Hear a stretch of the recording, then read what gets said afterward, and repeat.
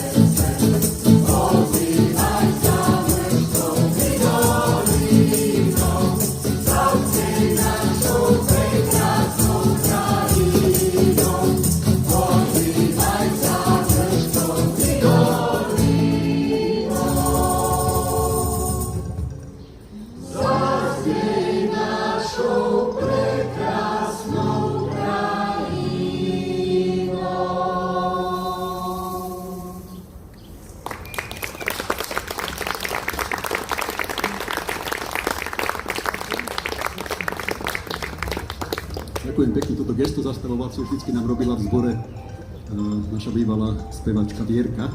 Teraz som sa to musel naučiť ja. Ale zlepšujem sa.